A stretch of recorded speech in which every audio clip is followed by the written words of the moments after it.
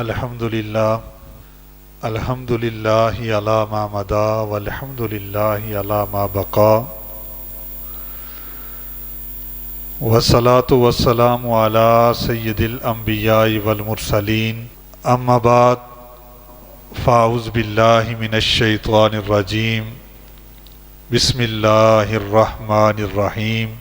یا ایہا الذین آمنوا کتب علیکم الصیام کما کتب علی الذین من قبلکم لعلکم تتقون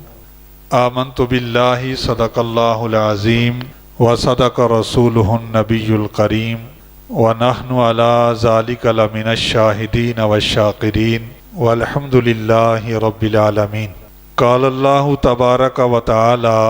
فی القرآن المجید والفرقان الحمید ان اللہ وملائکتہ یصلون علی النبی یا ایہا الذین آمنوا صلوا علیہ وسلموا تسلیما اللہم صلی علی سیدنا و مولانا محمد وعلی آل سیدنا و اصحاب سیدنا و مولانا محمد وبارک وسلم وصلی علیہ الصلاۃ والسلام علیک یا سید یا رسول اللہ وعلی آلک و اصحابک یا رحمۃ للعالمین الصلاۃ والسلام علیک یا سید یا رسول اللہ وعلی آلک و اصحابک یا محبوب رب العالمین۔ نہایت ہی واجب الاحترام معزز و محتشم حاضرین و سامعین، اللہ رب العزت کا لاکھ لاکھ شکر ہے جس نے ہمیں اشرف المخلوقات انسان بنایا۔ اس خالق کا، اس مالک کا ہم سب پر سب سے بڑا فضل و احسان یہ ہے کہ اس نے ہمیں اپنے پیارے حبیب نبی آخر الزماں، ختم پیغمبراں، سرور سروراں، دلبر دلبراں، قبلہ و قدسیاں، کعبہ و انس و جاں، سائر آسماں سائر لامکاں، شفیع روز جزا جناب سیدنا محمد الرسول اللہ صلی اللہ علیہ وسلم کی امت میں سے پیدا فرما کر ہم سب کو طرح طرح کی نعمتوں سے نوازا۔ اس خالق ارض و سما نے ہمیں رمضان مبارک جیسی عظیم نعمت عطا فرمائی۔ قرآن مجید فرقان حمید میں فرمایا یا ایہا الذین آمنوا، اے ایمان والو، کتب علیکم الصیام، فرض کیے گئے ہیں تم پر روزے، کما کتب علی الذین من قبلکم، جیسے فرض کیے گئے تھے تم سے پہلے لوگوں پر، لعلکم تتقون، تاکہ تم پرہیزگار بن جاؤ یا پرہیزگاری حاصل کرو۔ قرآن مجید فرقان حمید کی اس آیہ کریمہ کے اندر روزوں کی فرضیت کا اعلان کیا گیا اور ان کی فرضیت کی اہمیت کو بیان کرنے کے ساتھ ساتھ ان کا فائدہ بھی بیان کیا گیا، اور یہ اعلان کیا گیا کہ یہ روزے صرف ایمان والوں پر ہی فرض نہیں ہیں بلکہ تم سے پہلے جو قومیں گزری ہیں ان پر بھی روزے فرض رہے ہیں۔ حضرت آدم علیہ نبینا صلاۃ والسلام سے لے کر حضور نبی کریم صلی اللہ علیہ وسلم تک جتنے بھی انبیاء کرام تشریف فرما ہوئے، جتنی بھی قومیں آئی، ان پر مختلف اوقات کے اندر مختلف صورتوں میں روزے فرض رہے ہیں، لیکن نبی رحمت صلی اللہ علیہ وسلم کی امت کو ایک مکمل مہینہ روزوں کی شکل میں عطا کیا گیا، اور اس کو دینے کا جو مقصد بیان کیا فرمایا لعلکم تتقون، تاکہ تم پرہیزگار بن جاؤ۔ بندہ مومن پر یہ لازم کر دیا گیا کہ جو رمضان مبارک کا مہینہ یہ عطا کیا ہے خالق نے، اس رمضان مبارک کے مہینے کے اندر جن چیزوں کو عام حالت میں کرنا جائز ہوتا ہے ان سے روک دیا گیا، کھانا پینا اور جمع، اور اسلام کی حرام کردہ وہ چیزیں جو انسان کے لیے ہمیشہ حرام ہیں ان سے رکنے کا ایک عملی درس بھی دیا گیا۔ بندہ جو ہے اعمال میں کوتاہی کرتا ہے، خالق کائنات نے روزوں کا مہینہ ہمیں اس لیے عطا فرمایا کہ جو بندہ مومن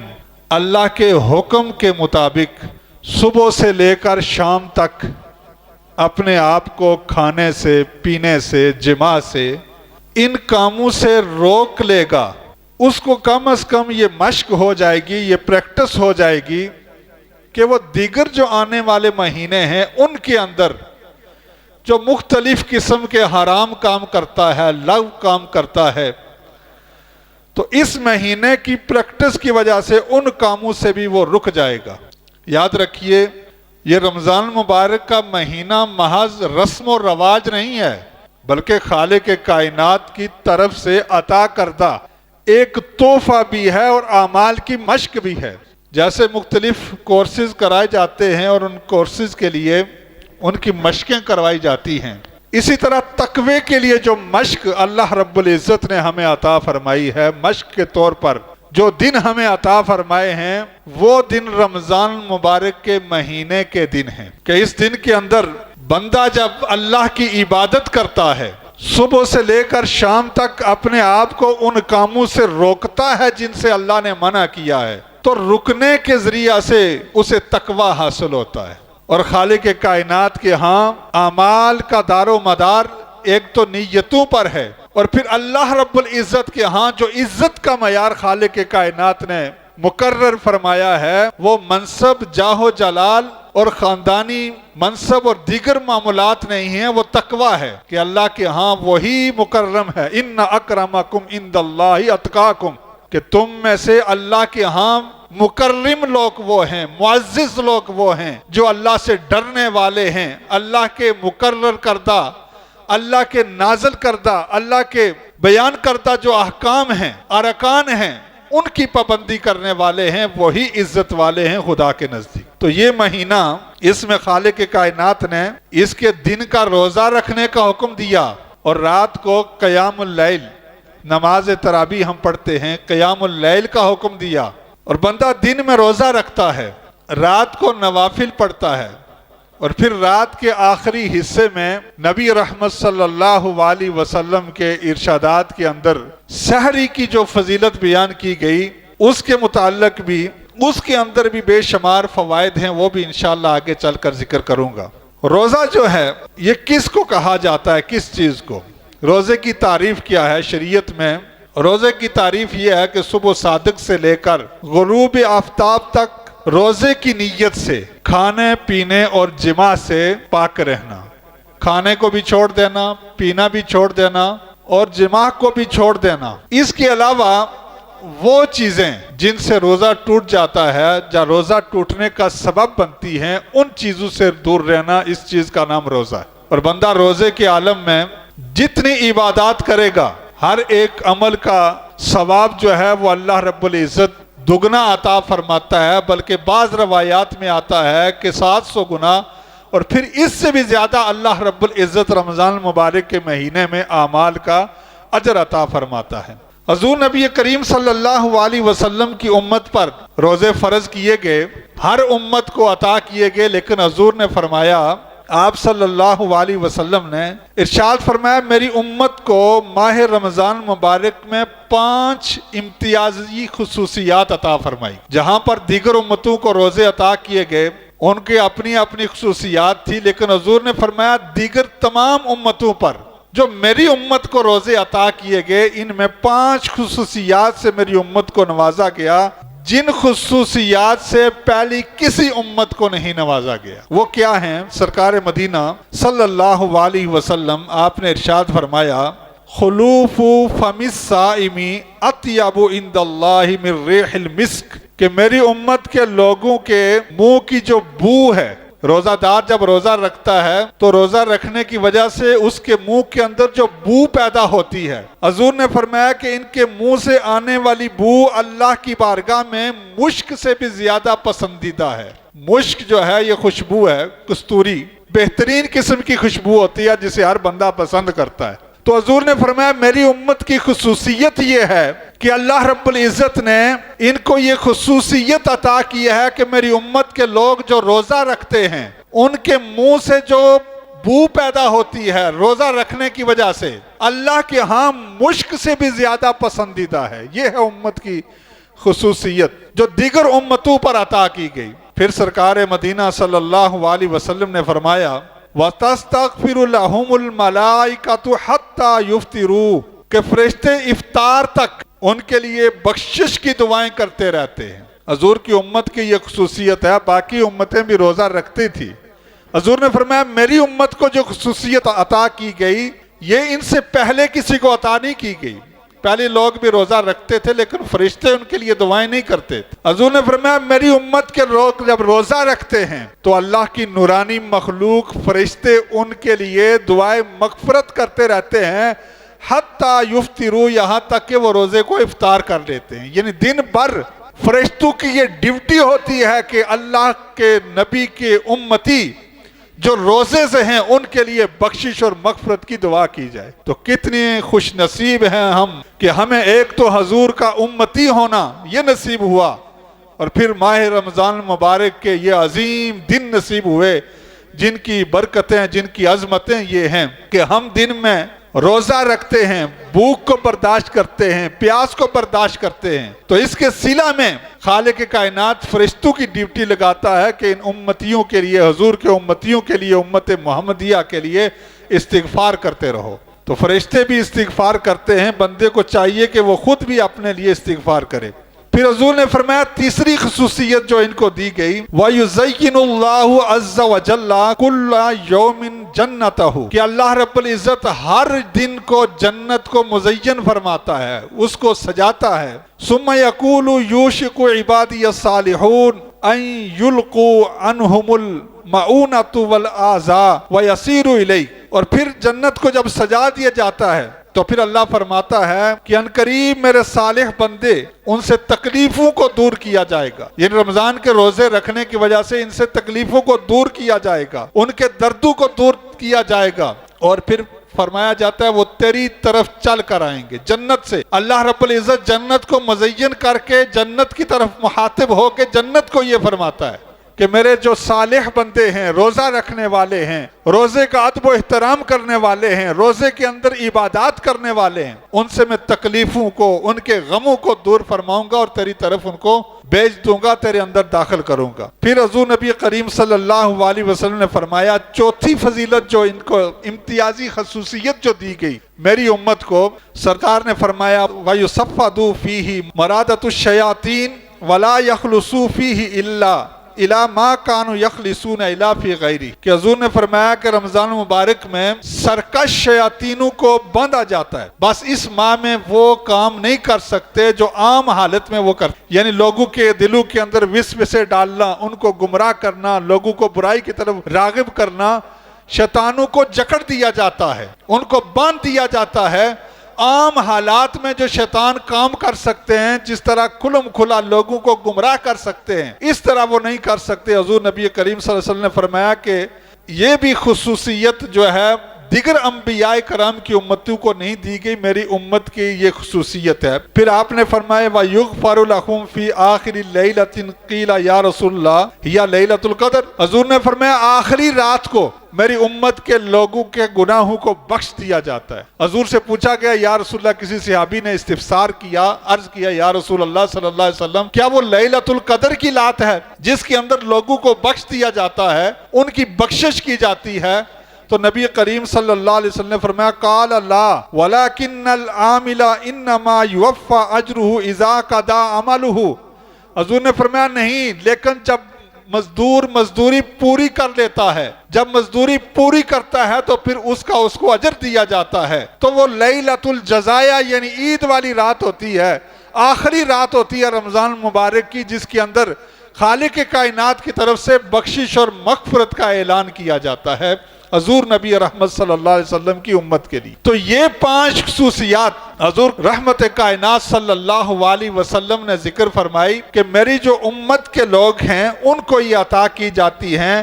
اس کے علاوہ جو دیگر امتیں پہلے گزری ہیں، پہلی امتیں گزری ہیں، ان کو یہ خصوصیات نہیں دی گئی۔ تو کتنے خوش قسمت ہیں وہ لوگ جو اس مہینے کو پاتے ہیں، پھر اس کا ادب و احترام کرتے ہیں، پھر اس مہینے میں روزے رکھتے ہیں۔ اور روزے کی جزا کیا ہے اس کے متعلق نبی کریم صلی اللہ علیہ وسلم نے جو ارشادات فرمائے، حضرت ابو ہریرہ رضی اللہ تعالیٰ عنہ سے روایت ہے کہ سرکار مدینہ صلی اللہ علیہ وسلم نے فرمایا کلو عمل ابن آدم لہو الا الصیام فَإِنَّهُ لِي وَأَنَا أَجْزِي بِهِ وَالصِّيَامُ جُنَّةٌ۔ حضور نے فرمایا ابن آدم کا ہر عمل اس کا اپنا ہوتا ہے، لیکن روزہ جو ہے یہ میرے لیے ہے اور میں ہی اس کی جزا دوں گا۔ حضور نبی کریم صلی اللہ علیہ وسلم نے فرمایا کہ اللہ رب العزت فرماتا ہے کہ ابن آدم کا ہر عمل جو بھی عمل کرتا ہے اس کے لیے ہے سوائے روزے کے، کہ روزہ میرے لیے ہے، اس کی جزا میں دوں گا۔ اور پھر فرمایا روزہ جو ہے یہ ڈال ہے، گناہوں سے بچنے کے لیے بندہ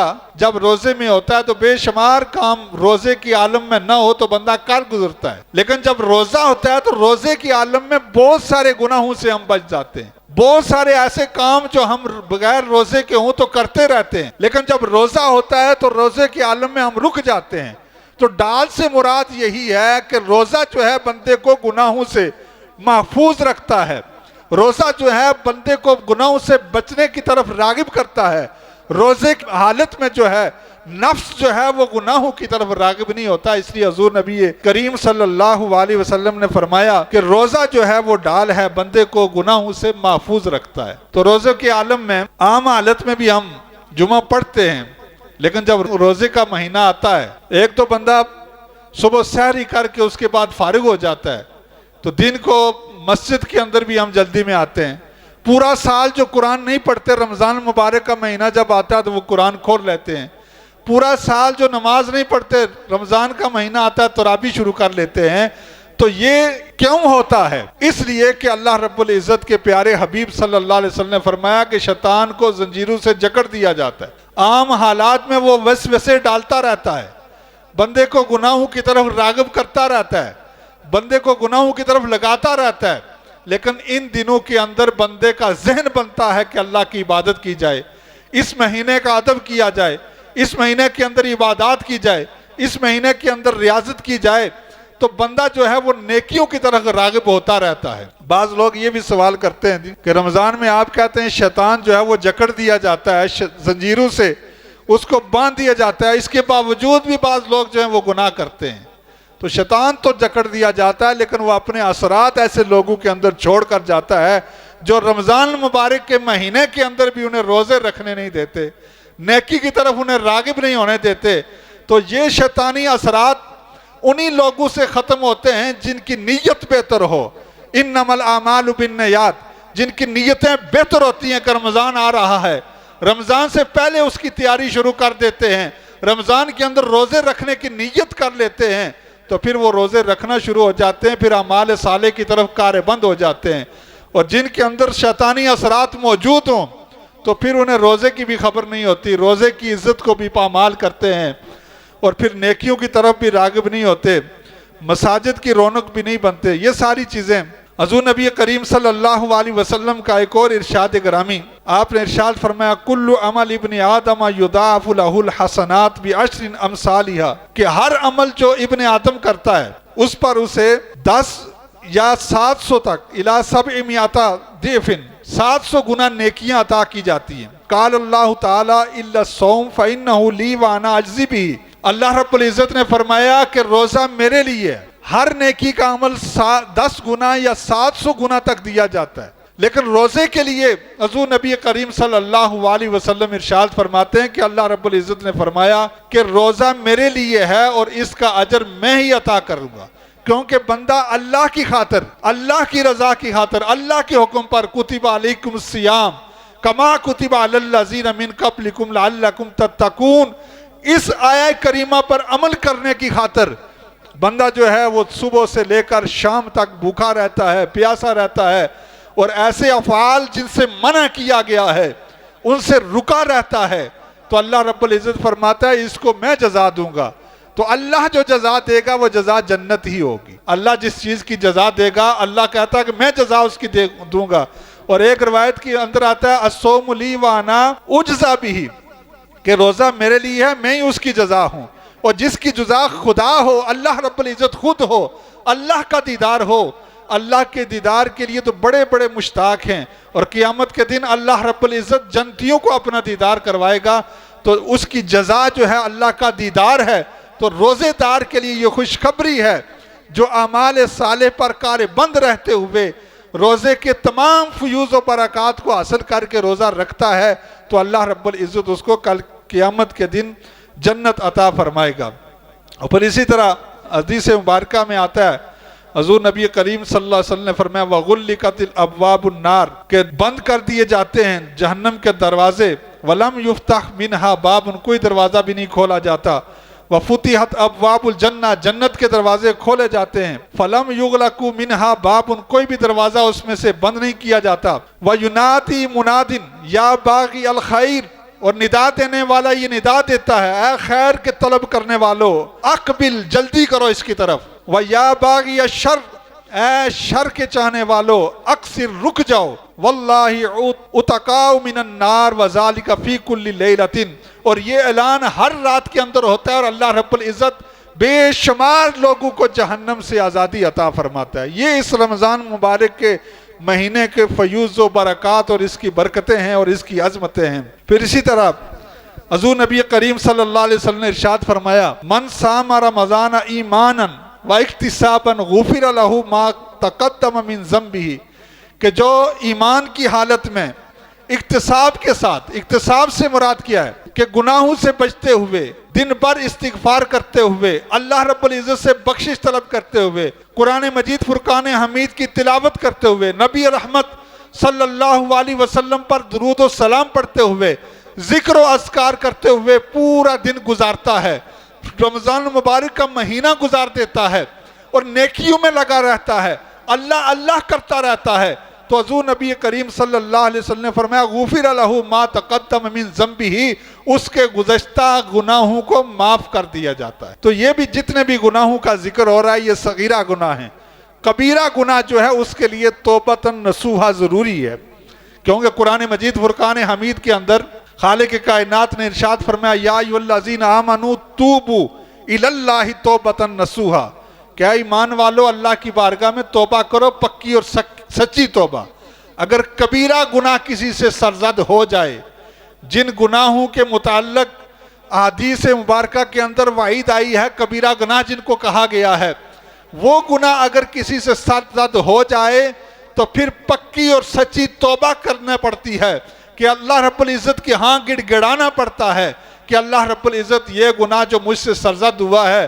اس مرتبہ معاف فرما دے، آئندہ اس گناہ کی طرف راغب نہیں ہوگا۔ اور توبۃ نصوحہ کہتے ہی ایسے ہیں کہ جب بندہ توبہ کر لے پھر پوری زندگی اس سے پھر وہ دوبارہ گناہ سرزد نہ ہو، کسی قسم کا کبیرہ گناہ اس سے سرزد نہ ہو سکے، اللہ رب العزت ایسی توبہ کو قبول فرماتا ہے، توبۃ نصوحہ۔ تو یہ جو عام گناہ ہوتے ہیں، صغیرہ گناہ، یہ اللہ رب العزت روزے کے وسیلہ سے، رمضان مبارک کی عظمتوں اور رفتوں کے وسیلہ سے یہ سارے گناہوں کو مٹا دیتا ہے، گزشتہ جتنے بھی گناہ ہوتے ہیں خالق کائنات ان کو معاف فرما دیتا ہے۔ پھر روزے کا ادب بھی ضروری ہے، بعض لوگ روزہ تو رکھ لیتے ہیں لیکن اس کا ادب نہیں کرتے، پورا دن بھوکے تو رہ لیتے ہیں لیکن رمضان مبارک کے مہینے میں مختلف قسم کی فضولیات، مختلف قسم کے ایسے کاموں کے اندر پڑے رہتے ہیں جن سے روزہ بے رونق ہو جاتا ہے، روزے کی رونق ختم ہو جاتی ہے، روزے کے وہ فیوز و برکات جو روزہ رکھنے سے حاصل ہوتے ہیں ان سے جو ہے محروم ہو جاتے ہیں۔ حضور نبی کریم صلی اللہ علیہ وسلم نے ارشاد فرمایا رب صائم حظه من صیامہ الجوع والعطش ورب قائم حظه من قیام السحور، حضور نے فرمایا کہ بعض روزے دار ایسے ہیں جو روزہ تو رکھ لیتے ہیں لیکن ان کو بھوک اور پیاس کے علاوہ کچھ نہیں ملتا، کہ صرف ان نے بھوک اور پیاس کو برداشت کیا، اس کے علاوہ کچھ بھی نہیں ہے۔ بعض قیام کرنے والے ایسے ہیں، قیام تو کرتے ہیں رات کو لیکن صرف رات کو جاگنا اور کھڑے ہونا، اس کے علاوہ انہیں کوئی نیکی نہیں ملتی۔ وہ ایسے لوگ ہیں جو روزہ رکھ کر بیہودہ کاموں کے اندر لگے رہتے ہیں، لغو کاموں کے اندر لگے رہتے ہیں اور مختلف قسم کی برائیوں کے اندر لگے رہتے ہیں۔ تو ایسے لوگوں کے متعلق فرمایا کہ وہ روزہ تو رکھ لیتے ہیں لیکن روزے کا انہیں کوئی فائدہ نہیں ہوتا، اس لیے ہمیں چاہیے کہ لغویات سے بچیں، جو اللہ کی محرومی کا سبب کام ہیں ان کاموں سے دور رہ کر اپنے روزے کو گزاریں، تو اللہ رب العزت جو ہے وہ اس روزے کا اجر بھی عطا کرے گا اور اس روزے کے فیوز و برکات بھی حاصل ہوں گے۔ اور یہی ترہ امتیاز ہونا چاہیے ایک مومن کا، کہ مومن جب روزہ رکھے تو پورا دن صرف بھوکا اور پیاسا رہنا یہ روزہ نہیں ہے، بلکہ اللہ رب العزت کی عبادت کرے، جس طرح روزہ رکھنے کا حق ہے اس روزے کا حق ادا کرے، نماز فجر با جماعت ادا کرے، ظہر کی نماز با جماعت ادا کرے، ویسے عام حالت میں بھی نماز با جماعت ادا کرنی چاہیے۔ لیکن رمضان مبارک کا یہ جو مہینہ ہے اس کے اندر بالخصوص ہر قسم کے کاموں کو چھوڑ کر یہ جو رمضان کا مہینہ ہے اس کے اندر با جماعت نماز ادا ہونی چاہیے۔ اللہ رب العزت ہم سب کو اس پر عمل کی توفیق عطا فرمائے۔ لاؤ کاموں سے احتراز کرنا چاہیے روزے کے عالم میں۔ حضور نبی کریم صلی اللہ علیہ وسلم نے فرمایا جو روزے کے عالم میں ہو، تم میں سے جو روزے میں ہو، وہ نہ بری بات کہے نہ شور و غل کرے، اور پھر اگر کوئی اسے گالی دے یا اس سے لڑے اس کے ساتھ فَلْيَقْتُلْ إِنِّي أَمْرُهُ صَائِمٌ، اور اس سے وہ کہہ دے کہ میں روزے سے ہوں۔ جب کوئی اس سے لڑنے لگے، کوئی گالی دے اس کو، اس کے ساتھ جھگڑا کرے تو کہہ دے اس سے میں روزے سے ہوں، یا تو کہہ دے یا اس کو چھوڑ کر چلا جائے۔ دونوں صورتیں ہو سکتی ہیں کہ بندہ اس سے جھگڑنا چھوڑ دے، چھوڑ کر چلا جانا یہ بھی اس بات کی علامت ہے کہ وہ روزے سے ہے۔ تو یہ تو رمضان مبارک کا مہینہ ہے، اس کے اندر تو ویسے بھی نہیں جھگڑنا چاہیے، صلہ رحمی کرنی چاہیے، ایک دوسرے کے ساتھ حسن سلوک کے ساتھ رہنا چاہیے۔ حضور نبی کریم صلی اللہ علیہ وسلم نے شور و غل کرنے سے، جھگڑنے سے، ان چیزوں سے منع کیا۔ ہمارے ہاں اکثر لڑائیاں رمضان میں ہی ہوتی ہیں کہ رمضان میں روزہ رکھ لیتے ہیں، ذرا سی کوئی بات کرے فوراً غصہ کر کے ڈانگ اٹھا لیتے ہیں، کہتے ہیں جی نہیں جی ہم نے جو ہے روزے میں دماغ خراب نہ کریں جی، آپ روزہ رکھا ہوا ہے، روزہ آپ اللہ کی رضا کی خاطر رکھ رہے ہیں، اور اللہ نے تو روزے کے اندر غصہ کرنے سے، حضور نبی کریم صلی اللہ علیہ وسلم نے روزے کے عالم میں غصہ کرنے سے، شور و غل کرنے سے، جھگڑنے سے منع کیا ہے۔ لیکن پورا سال ہم پرامن رہتے ہیں، رمضان مبارک کے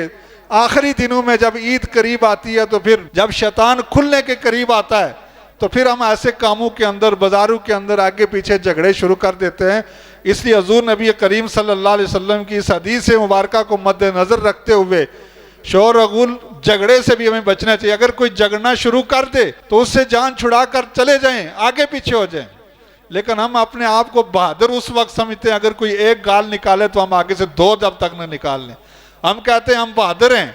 کہ اس نے ایک نکالی، ہم نے دو نکال دی۔ اگر کوئی ایک ڈنڈا مارے تو ہم اس کو دو مار کر اپنے آپ کو بہادر سمجھتے ہیں۔ بہادر وہ نہیں ہے، بہادر وہ ہے جو جب غصہ آئے تو غصے کو پی جائے، اور ایمان کی علامت بھی یہی ہے وَالْقَاظِمِينَ الْغَيْظَ وَالْعَافِينَ عَنِ النَّاسِ، کہ غصے کو پی جانے والے، لوگوں کو معاف کر دینے والے، یہ ایمان والوں کی علامتیں اور نشانیاں ہیں۔ اور مومن ہونے کے لیے ایمان والا جو ہے وہ غصے کو پی جاتا ہے، اگر کوئی ایسی بات ہو تو درگزر کرنا چاہیے۔ اور پھر اسی طرح روزے کے عالم میں اپنی نگاہوں کو بھی محفوظ رکھنا چاہیے کہ بہت سارے گناہ ہوتے ہیں زبان سے ہوتے ہیں، زبان کو محفوظ رکھا جائے گناہوں سے، گالی گلوچ نہ کیا جائے، جھگڑا نہ جائے، مختلف قسم کے گانے اور دیگر جو چیزیں جو گناہ کا سبب بنتی ہیں اس سے زبان کو محفوظ رکھا جائے۔ پھر نظر کو بھی گناہوں سے محفوظ رکھنے کا حکم نبی کریم صلی اللہ علیہ وسلم نے ارشاد فرمایا النظر سہم مسموم من الصائم ابلیس فمن ترکها خوفا من اللہ آتاہ ایمانا یجدہ حلاوتہ فی قلب۔ حضور نے فرمایا نظر جو ہے یہ شیطان کے تیروں میں سے ایک تیر ہے، جس نے اللہ کے خوف سے اپنی نظر کو محفوظ رکھا، نظر کے گناہ سے بچا، فرمایا وہ ایمان کی خلاوت کو پائے گا، ایمان کی مٹھاس کو پا لے گا۔ بہت ساری بری چیزیں ہوتی ہیں، جب نگاہ اٹھتی ہے تو اللہ کے خوف دل میں رکھ کر نگاہ کو اگر بندہ نیچے کر لے، بہت سے گناہ والی چیزیں، آج کل موبائل ہے، موبائل پر بھی ہم گناہ والی بہت ساری چیزیں دیکھ لیتے ہیں، تو اگر اللہ کے خوف سے ہم نے اس گناہ والے کلپ کو آگے پیچھے کر دیا تو حضور نبی کریم صلی اللہ علیہ وسلم کا ارشاد گرامی کہ نظر جو ہے یہ شیطان کے تیروں میں سے ایک تیر ہے، جو اللہ کے خوف سے نظر کو جھکا لیتا ہے تو اللہ رب العزت اس کو ایمان کی خلاوت عطا فرمائے گا، ایمان کی مٹھاس عطا فرمائے گا، اس کا ایمان بڑھ جائے گا، نیکیوں کی طرف اس کا دل راغب ہونا شروع ہو جائے گا۔ تو اس لیے نظر کو بھی محفوظ رکھنا چاہیے۔ اللہ رب العزت ہم سب کی نظروں کو برے اعمال سے بچائے۔ پھر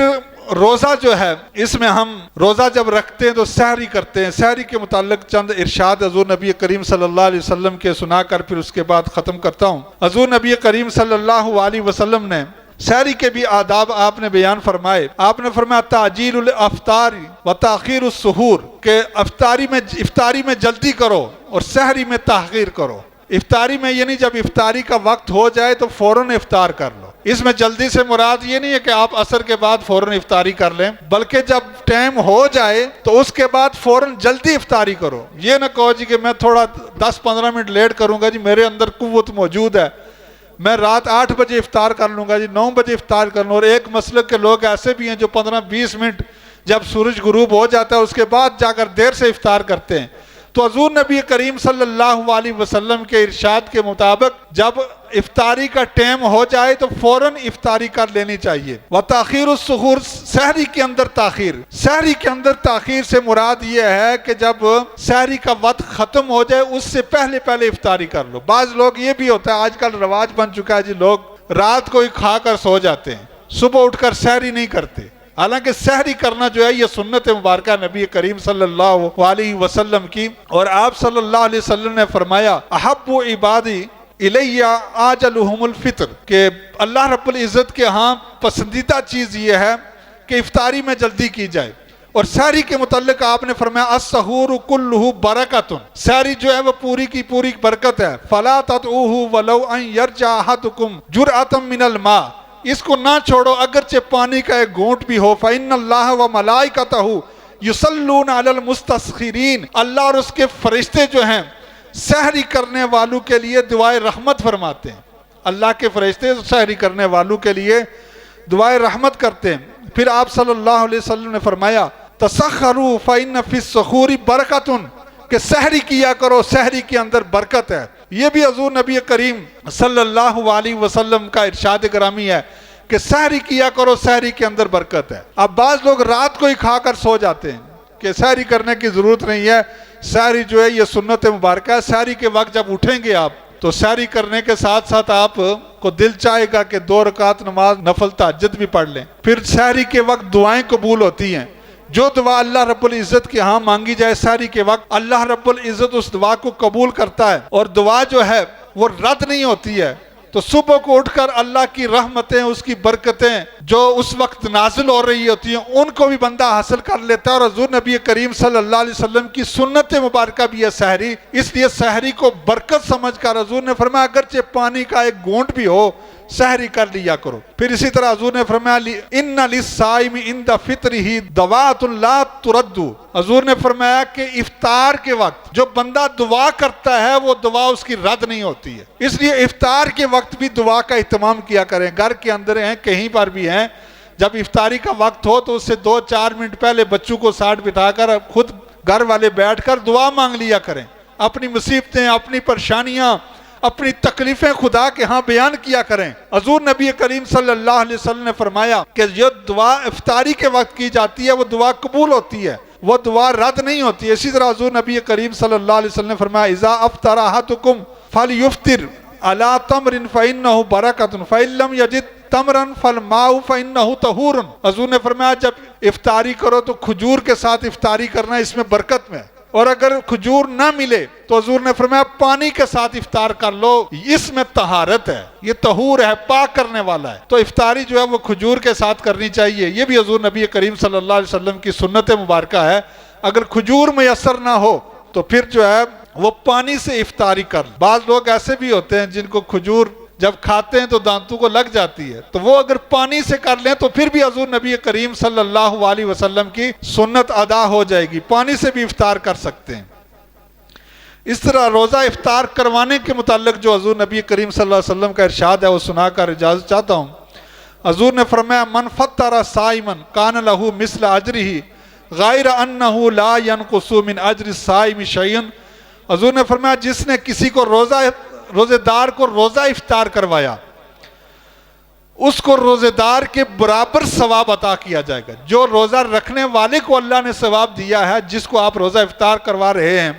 فرمایا اس کے برابر اس کو اجر دیا جائے گا، اس کے اجر میں کوئی کمی نہیں کی جائے گی۔ اور پھر ایک اور حدیث مبارکہ کا ترجمہ آپ کے سامنے پڑھ کر اجازت چاہتا ہوں۔ اگر کسی نے روزے دار کو روزہ افطار کرایا تو اس شخص کے گناہوں کی بخشش اور مغفرت کا سبب بن جائے گا۔ دوسرا یہ ہے کہ جہنم سے نجات کا سبب بنے گا۔ تیسرا یہ آپ نے فرمایا کہ افطار کروانے والے کو روزہ رکھنے والے کے برابر ثواب ملے گا، اور روزے دار کے روزے میں کسی قسم کا ثواب کے اندر کوئی کمی نہیں ہوگی، کہ جس کو روزہ افطار کروایا جا رہا ہے اس کے روزے میں کوئی کمی نہیں ہوگی۔ یہ نبی کریم صلی اللہ علیہ وسلم کے ارشادات گرامی ہیں۔ ایک تو روزے کے حوالے سے اس کی وضاحت میں نے آپ کے سامنے کی، پھر روزہ جو ہے اس کے جو آداب ہیں وہ آپ کے سامنے بیان کیے، پھر افطاری اور سحری کے آداب۔ اللہ رب العزت کی بارگاہ میں دعا ہے کہ خالق کائنات ہمیں رمضان مبارک کے ادب و احترام کرنے کی توفیق اور ہمت عطا فرمائے، اور اس رمضان مبارک میں زیادہ سے زیادہ اعمال صالح کرنے کی توفیق اور ہمت عطا فرمائے۔